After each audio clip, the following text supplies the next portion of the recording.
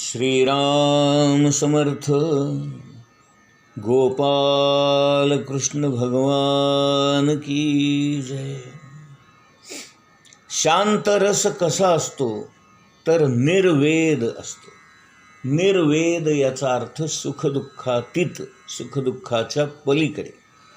म्हणजे सुखही नाही दुःखही नाही असा स्थितप्रज्ञ ज्या अवस्थेला पोहोचल्यानंतर त्याच्या मनावर कोणत्याच गोष्टीचा परिणाम होत नाही असाच माणूस शांत असतो, समाधानी असतो, तृप्त असतो, आनंदी असतो. त्याच्या मनावर कोणत्याच गोष्टीचा परिणाम होत नाही. एकतर तो अत्यंत ज्ञानी असतो किंवा अत्यंत वेडा असतो. त्याच्या मनामध्ये कडकडीत वैराग्य निर्माण झालेला असतो. तो अत्यंत निरपेक्ष, निस्वार्थी, निर्हेतुक झालेला असतो. शांत रस म्हणजे ज्याच्यामध्ये इतर कोणत्याही संवेदनाच नसतात. सुखही नाही, दुःखही नाही, चांगलं नाही, वाईट नाही, लाभ नाही, हानी नाही, जय नाही, पराजय नाही, फायदा नाही, तोटा नाही, आपला नाही, परका नाही. म्हणजे असा माणूस स्थितप्रज्ञ होतो.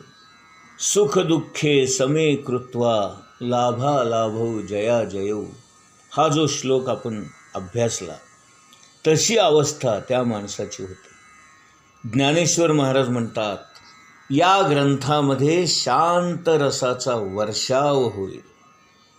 गीता आहे त्यात प्रेम कुठे आहे? शांत रसामध्ये प्रेम कुठे आहे? कारण या सगळ्या गोष्टी एकमेकाशी इतक्या निगडीत असतात की त्याच्यातून एखादी गोष्ट आपल्याला वेगळी दाखवता येत नाही.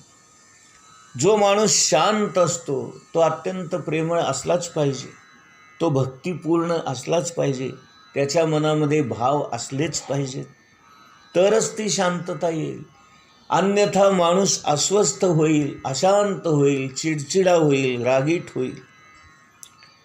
ज्ञानेश्वरी आणि गीतेमध्ये सगळ्या गोष्टी निर्वेद आहेत, म्हणजे सुखदुःखाच्या पलीकडे नेणाऱ्या आहेत. आता ही ज्ञानेश्वरी सांगितली कुणी? वरवर पाहता आपल्याला ज्ञानेश्वर महाराज ज्ञानेश्वरी सांगतायत असं दिसतं, परंतु भगवान श्री गोपाल कृष्णच ज्ञानेश्वरांच्या रूपामध्ये सगुण साकार झालेले आहेत आणि निर्गुण निराकार असणारा तो परमात्माच सगुण साकार होऊन ज्ञानेश्वर महाराजांचं रूप घेऊन हा देह धारण करून त्यांनी सच्चिदानंदमय स्वरूप असणारा हा ज्ञानेश्वर महाराज रूपी देह धारण करून स्वतःच हा ग्रंथ निर्माण केलेला आहे. सगुण असून सुद्धा ते निर्गुण आहेत, साकार असून सुद्धा ते निराकार आहेत आणि माणूस असून सुद्धा ते भगवंत आहेत. हे या ग्रंथाचं रहस्य आहे. आणि म्हणून याच्यातून आपण काय शिकायचं आहे तर आपला गुरुसुद्धा देहाने जरी माणूस असला तरी आपण त्याला माणूस न समजता आपण त्याला भगवंत समजायचं आहे, परमात्मा परमेश्वर समजायचं आहे. दिसायला जरी तो माणूस असला तरी परमात्म स्वरूपच आहेत असं समजायचं. गोंदवलेकर महाराजांनी एका ठिकाणी स्पष्ट सांगितलं आहे, तुम्ही ज्याला मी समजता तो मी नाहीच मुळे. तुम्ही या देहाला मी म्हणता तो मी कधी नव्हतोच.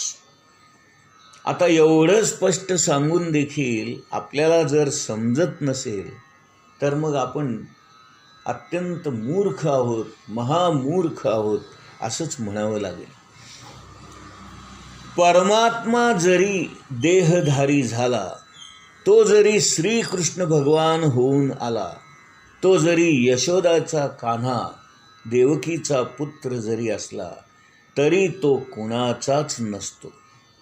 तो तोच असतो जरी देहात दिसत असला तरी. आणि म्हणून तो कोण आहे तर सच्चिदानंद स्वरूप असणारा परमात्मा परमेश्वरच आहे. तो गोपाल कृष्ण म्हणून जरी इथे आपल्याला दिसत असला तरी मानवी देह धारण केलेला फक्त गोपाल कृष्णच तो नसून अनंत कोटी ब्रह्मांडांचा नायक असणारा, या जगाची निर्मिती करणारा, पालनपोषण करणारा आणि या संपूर्ण जगाचा विश्वाचा संहार करणारा असा तो परमात्मा परमेश्वर निर्गुण निराकार असणारा भगवंतच आहे.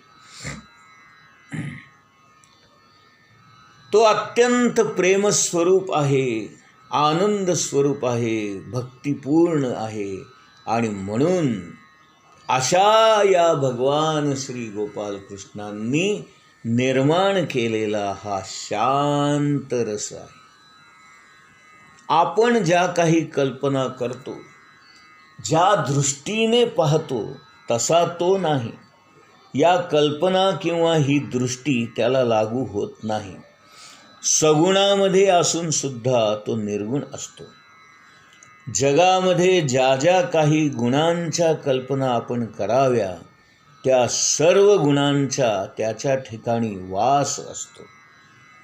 तो षड्गुण ऐश्वर्य संपन्न असणारा असा भगवंत आहे. त्याचे गुण कितीही गायले, कितीही चर्चा केली, कितीही सांगितलं तरी ते कधीच न संपणारे आहेत. भगवान आहे आणि म्हणून त्याच्या सांगण्यामध्ये संपूर्ण विश्वाला सावरण्याची शक्ती आहे.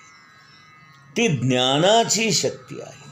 ती खोल, गंभीर, अर्थपूर्ण आहे. तो इतक्या आपलेपणाने सांगतो, इतक्या तळमळीने सांगतो आणि म्हणून त्या सांगण्यातच प्रेम आहे. अहो, ज्ञानेश्वरीमध्ये प्रेम कुठे आहे असं जर कोणी विचारलं तर आपण त्याला स्पष्ट सांगावं, कुठे नाही. अहो, प्रत्येक शब्दामध्ये प्रेम भरलेलं आहे, प्रत्येक शब्दामध्ये भक्ती भरलेली आहे आणि प्रत्येक शब्दामध्ये आपुलकी भरलेली आहे. अशा प्रकारे तो मायबाप असणारा भगवान श्री गोपाल कृष्णच हा ग्रंथ आपल्याला सांगतो आहे.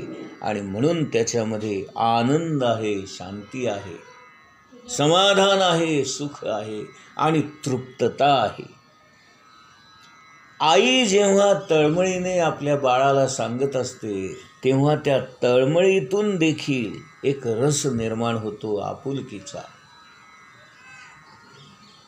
मला मनुष्य एकदा भेटावा आणि मी त्याला सांगावं की नाम घे, आणि इतकं सांगून देखील त्याने नाम घेतलं नाही. परंतु अंतकाळी मरताना जरी त्याला आठवलं की मला कुणीतरी नाम घे असं सांगितलं होतं, तरी देखील त्याचं कल्याण झाल्याशिवाय राहणार नाही. निदान मरताना का होईना त्याला नाम घे असं कुणीतरी सांगितलं होतं याची आठवण झाल्याशिवाय राहणार नाही. हे महाराजांचे शब्द आहेत आणि ते अत्यंत तळमळीचे आहेत, अत्यंत प्रेमाचे आहेत. हे सत्पुरुषांचे शब्द असतात, हे सद्गुरूंचे शब्द असतात, हे परमात्म्याचे शब्द असतात. त्या शब्दामध्ये अर्थ असतो, प्रेम असतो, भक्ती असते. कारण का तर त्यांच्या सांगण्यामध्ये समोरच्या माणसाचं कल्याण व्हावं, त्याचं हित व्हावं, त्याची प्रगती व्हावी, त्याची उन्नती व्हावी, हाच हेतू असतो. ते अत्यंत निस्वार्थी असतात, निरपेक्ष असतात, निर्हेतुक असतात. ज्ञानेश्वर महाराज म्हणतात, जे समुद्राहून खोल आहे असे माझे मराठी शब्द आहेत आणि ते इतके अर्थपूर्ण भरलेले आहेत. तुम्ही त्याचा कितीही अर्थ समजून घेण्याचा प्रयत्न केला तरी प्रत्येक वेळेला तुम्हाला त्याचा वेगळाच अर्थ लक्षात येईल. अरे, काल मी जेव्हा वाचलं तेव्हा मला हे असं वाटलं होतं, पण आज हे असं वाटतंय, असं आपल्यालाच आश्चर्य वाटेल. ज्ञानेश्वरी कशी आहे तर बद्ध माणसापासून सिद्ध माणसापर्यंत सर्वांना उपयुक्त आहे. यामध्ये इतकं ज्ञान भरलेलं आहे की ते कधीही संपणार नाही, कालबाह्य होणार नाही, आउटडेटेड होणार नाही. बद्धांना उपदेश प्राप्त होईल तर सिद्धांना मार्गदर्शन प्राप्त होईल. शांत रस हा सर्व गुणांचा सगुणांचा रस आहे आणि भगवंताशिवाय या ग्रंथामध्ये दुसरं काही नाहीच. माणसाचा जो जीव असतो त्यामध्ये अहम असतो, सेल्फ असतो. हा जो अहम आहे, हा जो जीव आहे, हा भगवंताचाच अंश असल्यामुळे किंवा भगवंताची छाया असल्यामुळे किंवा भगवंताच्या मूळ बिंबाचं आपला जीव हे प्रतिबिंब असल्यामुळे प्रतिबिंबामध्ये एक असा काही गुण असतो की ते मूळ बिंबाशी एकरूप होण्याचा, तादात्म्य होण्याचा प्रयत्न करत असतो. आणि म्हणून आपल्या जीवाला त्या शिवाची भेट घ्यावी, त्याच्याशी एकरूप व्हावं, जीवाशिवाची गाठ पडावी अशी जन्मताच प्रवृत्ती असते. ही जन्मताच ओढ असते आणि म्हणून आपला जीव भगवंताशी तादात्म्य पावण्याचा, तदाकार होण्याचा प्रयत्न करत असतो आणि या प्रयत्नामध्ये तो स्वतःला विसरून जातो. दोन आत्मे जेव्हा एकत्र येतात तेव्हाच रस निर्माण होतो. आणि म्हणून या ग्रंथामध्ये आपल्या जीवाशिवाची भेट झाल्याशिवाय राहणार नाही. हा रस प्रवाही आहे, वाहणारा आहे.